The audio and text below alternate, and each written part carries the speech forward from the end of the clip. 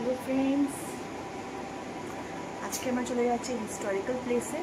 তো মাত্র আমরা এখন রেডি হয়েছি, তো 5-10 মিনিটের মধ্যে এখন বাইক থেকে বেরিয়ে যাব। কোথায় যাচ্ছি ওটা আপনার ভিডিওতে জানতে পারবেন আর দেখতেও পারবেন। আজ যে চলে আসলাম আমরা এখানে ঢাবাতে, সকালে কিছু খেয়ে আসিনি তাই বলে এখানে চলে আসলাম পাপ্পু ঢাবা, যেটা কি অনেক ফেমাস ঢাবা। কেন কি এখানে অনেক অ্যাক্টর অ্যাক্ট্রেস আসছে, যেমন এক্সাম্পল হিসাবে বলছি মিঠুন চক্রবর্তী এখানে আসছে। আর এখানে কিন্তু খাওয়া নাম করা। তো এখানে আমরা চলে আসলাম সকালে ব্রেকফাস্ট করতে লাগবে বলে।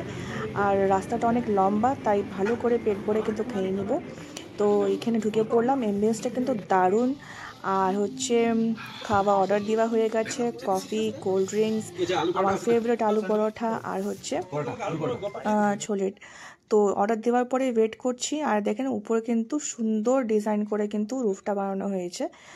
আর এই যে বসে আছি, আর এখানে সকাল টাইমে কিন্তু বেশি ভিড় হচ্ছে না, কিন্তু বিকেল টাইমে কিন্তু দারুণ ভিড় হয়।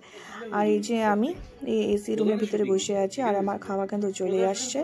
এই যে দেখতেই পাচ্ছেন খাওয়াটা কিন্তু দারুণ দারুণ টেস্টি, একদম ঝাল নেই, যেরকম আমি ঝাল ছাড়া খাই ওরমে কিন্তু খাওয়াটা। তো তাড়াতাড়ি কিন্তু ফটাফট আমরা খাওয়াটা সবাই খেয়ে নিলাম। আর খাওয়া দাওয়ার পরে কিন্তু এটা হচ্ছে মন্দিরটা কিন্তু রেস্টুরেন্টের একদম সামনে। তো ওখানে বাবা ভোলানাথকে প্রণাম করে নিয়ে আমরা কিন্তু আবার জার্নিটা শুরু করলাম। আর এখন জার্নি শুরু করার পরে আমরা কিন্তু মুর্শিদাবাদে এই কাটরা মসজিদে চলে আসছি। এই মসজিদটা কিন্তু 1724-এ বানানো হয়েছিল, মানে 400 বছরও বেশি আগে বানানো হয়েছিল। এটা বানাইছিল নবাব মুর্শিদ কুলি খাঁ, যার জন্যই এই জায়গাটার নাম পড়েছে মুর্শিদাবাদ। এটা কিন্তু মানে যে বানানো হয়েছে এটার নিচেই কিন্তু, মানে এই মসজিদের নিচেই কিন্তু যেখানে স্টেয়ার কেস আছে ওখানে নবাব মুর্শিদ কুলি খাঁর কবর কিন্তু দেওয়া হয়েছে। এই মসজিদের 4টা কিন্তু পিলার বানানো হয়েছিল, কিন্তু ব্রিটিশ আমলের সময় আর আর্থকুইকের জন্য 4টা থেকে 2টা হয়ে গেছে, মানে 2টা কিন্তু একদম ভেঙে গেছে। আর দেখতে পাচ্ছেন এটা কিন্তু দেখেন খুব সুন্দর, মানে সাজা গুজা রাখানো হয়েছে, খুব মেনটেন করা হয়। আর এটা কিন্তু বিকেলবেলা আসলে খুবই ভালো, কিন্তু আমরা বিকেলবেলা আসিনি, সকালে চলে আসছি, মানে 11টার সময় চলে আসি, তাই এতটা রৌদ্র। তাও দেখতেই পাচ্ছেন বা খুব দারুণ জায়গাটা, খুব সুন্দর জায়গাটা। এই ভিতরটা দেখতে পাচ্ছেন, আপনারা চাইলে কিন্তু গাইডও নিতে পারেন, আমরা গাইডটা এখানে নিয়ে নিই। আর এখানে কিন্তু মানে এই মসজিদে ওই সময় 5,000 থেকে বেশি লোক কিন্তু একসাথে নামাজ পড়তো। আর এটা মানে যে মসজিদটা যে বানানো হয়েছে এটা ইসলামিক আর্কিটেকচার হিসাবে কিন্তু বানানো হয়েছে।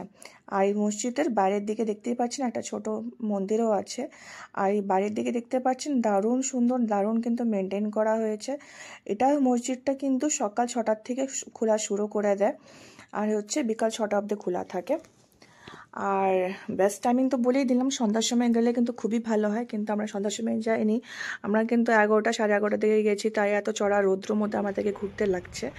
আর এই জায়গাটা দেখতেই পাচ্ছি অনেকটা বড় এরিয়া, আর এই বড় এরিয়াতেই কিন্তু দেখতে পাচ্ছেন আমি 360 ডিগ্রি আপনাকে ঘুরে দেখাচ্ছি।